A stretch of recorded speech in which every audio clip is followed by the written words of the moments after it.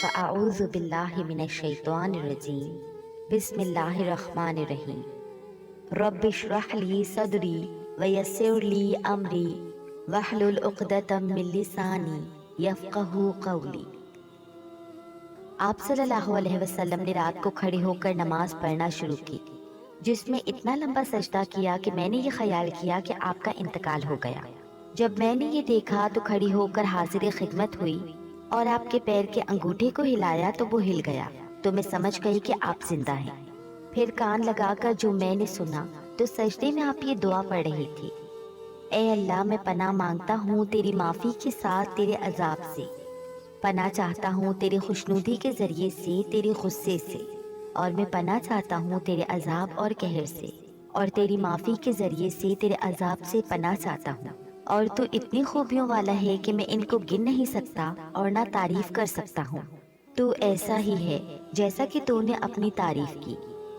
جب آپ نے سجدے سے سر اٹھایا اور نماز سے فارغ ہوئے تو مجھ سے فرمایا: اے عائشہ، کیا تم نے یہ خیال کیا کہ اللہ کے رسول صلی اللہ علیہ وسلم تیری خیانت کریں گے اور تیری حق تلفی کر کے غیر کے ساتھ ہو جائیں گے اور تیری حق تلفی کر کے غیر کے پاس جائیں گے؟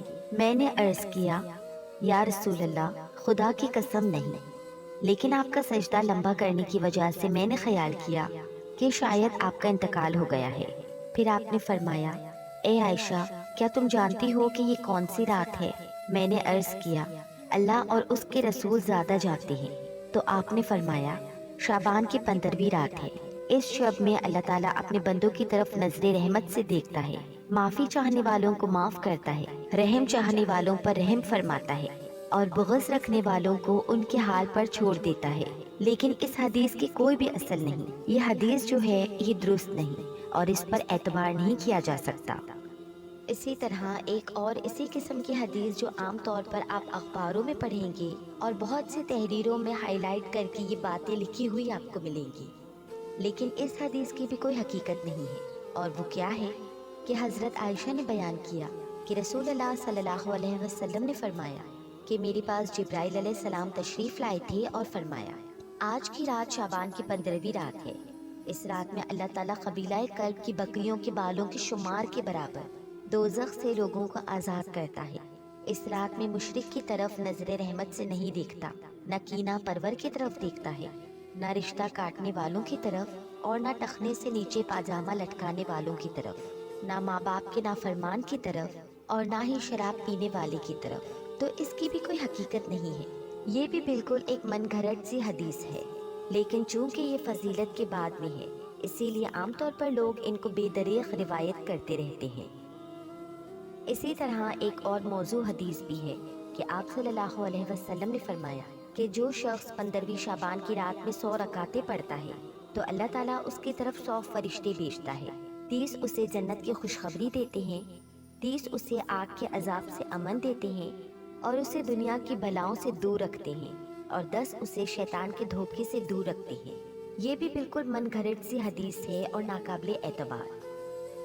اسی طرح ایک اور روایت بیان کی جاتی ہے کہ شعبان کی 15ویں رات میں جو شخص 12 رکعتیں نماز پڑھے گا، ہر رکعت میں قل ہو اللہ احد 30 مرتبہ، وہ نہیں مرے گا جب تک کہ وہ اپنا ٹھکانہ جنت میں نہ دیکھ لے۔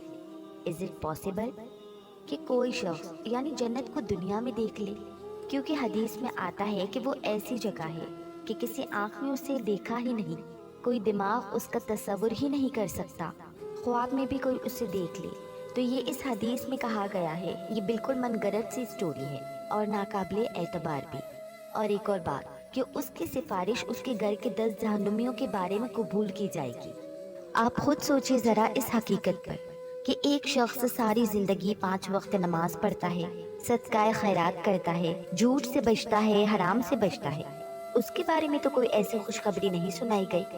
اور کہا یہ کہ ایک شخص ایک رات میں کھڑے ہو کر ایک رکعت میں 30 دفعہ قل ہو اللہ احد پڑھ لے اور اس کے لیے اتنی بڑی بشارت ہے کہ وہ دنیا میں جنت دیکھ لے اور 10 گھر والوں کو بچا لے کہ جن کے بارے میں جہنم کا فیصلہ ہو چکا۔ یہ بات تو عقل بھی نہیں مانتی۔ کہا یہ کہ اس کے اوپر دین کے اعتبار سے کوئی اعتماد کیا جا سکے۔ پھر اسی طرح ایک اور موضوع حدیث ہے شعبان کی 15ویں تاریخ کا روزہ 120 سال کے روزے کے برابر ہے۔ یہ بھی مشہور ہے بات اور یہ بالکل جھوٹ ہے، یعنی 7 سال گزشتہ زمانے کی اور 7 سال آئندہ کی، اور یہ چیز بھی قابل اعتبار نہیں۔ تو جو صحیح روایت سے ہم کو پتہ چلتا ہے شعبان کے بارے میں، وہ کیا ہے کہ اس مہینے میں روزوں کی فضیلت ہے، یعنی ایک برکت والا مہینہ ہے، رمضان کی ابتدا ہے، رمضان کی تیاری ہے اور کثرت سے روزے رکھنے چاہیے۔ ہاں، مگر 15 شعبان کے بعد نفلی روزوں سے بھی روکا گیا ہے تاکہ رمضان کے لیے کمزوری نہ ہو اور رمضان کے روزے چھوٹنے کا اندیشہ نہ ہو۔ ایک آیت جو عام طور پر اس رات کے بارے میں قرآن پاک سے کوٹ کی جاتی ہے وہ سورہ الدخان کی آیت ہے، جس کا ترجمہ ہے، بے شک ہم نے اسے برکت والی رات میں اتارا ہے، بے شک ہم خبردار کرنے والے ہیں، اس میں بانٹا جاتا ہے ہر حکمت والا کام ہمارے پاس کے حکم سے، بے شک ہم بیچنے والے ہیں تمہارے رب کی طرف سے رحمت، بے شک وہی سنتا جانتا ہے۔ یہ آیات مکہ معظمہ میں نازل ہوئی، واقعہ معراج سے قبل نازل ہوئی۔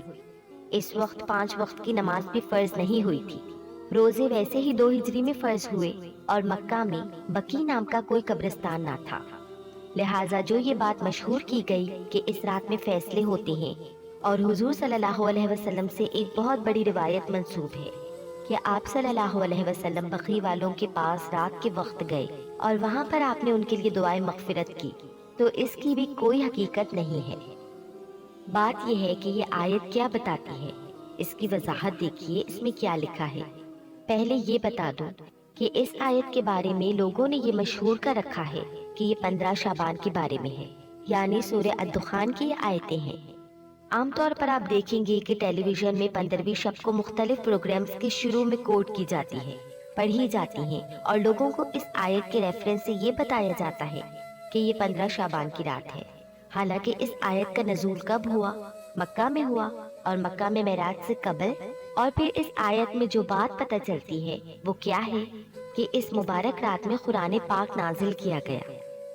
اور قرآن پاک ہی کی ایک اور آیت سے کیا پتہ چلتا ہے کہ قرآن پاک کب نازل ہوا؟ آپ بتائیے، رمضان میں۔ جی ہاں، قرآن پاک رمضان میں نازل ہوا نا۔ سورہ بقرہ کی آیت ہے جس میں ہے کہ رمضان وہ مہینہ ہے جس میں قرآن پاک نازل کیا گیا۔ اب آپ خود سوچیں کہ وہ شعبان کی رات کیسے ہوئی۔ پھر دوسری بات یہ ہے کہ سورہ القدر کے شروع میں کیا آتا ہے اور لیلۃ القدر کون سی ہے؟ ہمیشہ سے آپ کو معلوم ہے کہ اس سورت کی جو تفسیر کی جاتی ہے وہ کیا ہے کہ یہ کس رات کے بارے میں بات ہے؟ لیلۃ القدر کے بارے میں۔ اور لیلۃ القدر کیا شعبان میں ہوتی ہے یا رمضان میں؟ رمضان میں۔ اور رمضان کی کون سی رات ہوتی ہے؟ اس کے بارے میں تاکید سے نہیں بتایا گیا کہ یہ کون سی رات ہے۔ ہاں، آخری عشرے کی رات ہے، اور اس کی تفصیل کہاں سے پتہ چلتی ہے؟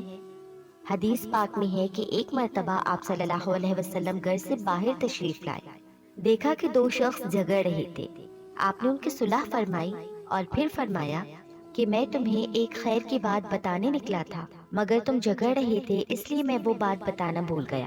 صرف اتنا یاد ہے کہ وہ بات یہ تھی کہ وہ رات کب ہے، یعنی میں یہ بتانے کو آ رہا تھا کہ لیلۃ القدر کب ہے، لیکن تمہارے جھگڑے کی وجہ سے میں وہ بھول گیا۔